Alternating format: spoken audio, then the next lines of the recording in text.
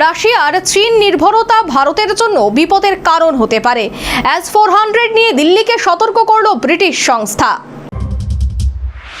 Operation সিঁদুরে পাকিস্তানের হামলা রুখে দিয়ে গোটা বিশ্বে সুনাম অর্জন করেছে ভারতের সুদর্শন চক্র বা S-400। অদৃশ্য বর্মের মতো ভারতকে রক্ষা করা এই প্রতিরক্ষা ব্যবস্থা নিয়ে এবার সতর্ক বার্তা দিল royal United service institute of defence research. British এই সংস্থার সতর্ক বার্তা, গর্বের S-400 ভারতের জন্য ঝুঁকিপূর্ণ হতে পারে, কারণ এতে রয়েছে চীনা প্রভাব। রাশিয়ার চীন নির্ভরতার ফলে S-400 এর গোপন তথ্য ও দুর্বলতা চীনের হাতে চলে যেতে পারে বলে আশঙ্কা করছেন বিশেষজ্ঞরা। অন্যদিকে পাকিস্তান অবশ্য দীর্ঘদিন ধরেই মুখিয়ে রয়েছে S-400 এর প্রযুক্তি সংক্রান্ত গোপন তথ্য পাওয়ার জন্য। সুদর্শন চক্রের গোপন তথ্য হাতাতে রাশিয়ায় চরবৃত্তি শুরু করেছে পাকিস্তান। সূত্রের খবর, পাকিস্তানের হয়ে কাজ করার অভিযোগে এক রুশ ব্যক্তিকে গ্রেফতার করা হয়েছে। প্রাথমিকভাবে তদন্তকারীদের অনুমান, এয়ার ডিফেন্স সিস্টেম সংক্রান্ত তথ্য রাশিয়া থেকে পাকিস্তানে পাচারের আগেই পাক চরকে হাতে নাতে ধরা হয়। অর্থাৎ বলার অপেক্ষা রাখে না এই সংক্রান্ত তথ্য পেতে কতখানি মরিয়া পাকিস্তান।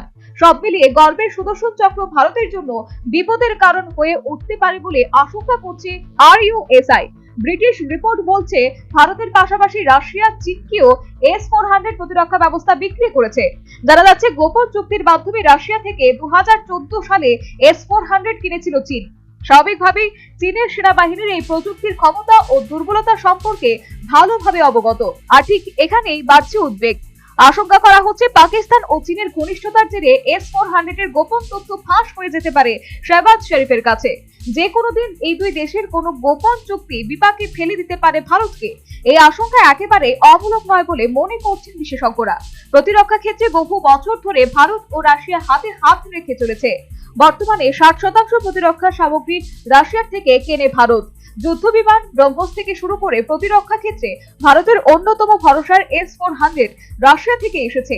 এই পরিস্থিতিতে RUSI এর দাবি, সাম্প্রতিক সময় ইউক্রেন যুদ্ধের জেরে রাশিয়ার উপর নিষেধাজ্ঞা জারি করেছে পশ্চিমা দেশগুলো, যার জেরে প্রতিটি দেশ এখন বহুলাংশে চীনের উপর নির্ভরশীল।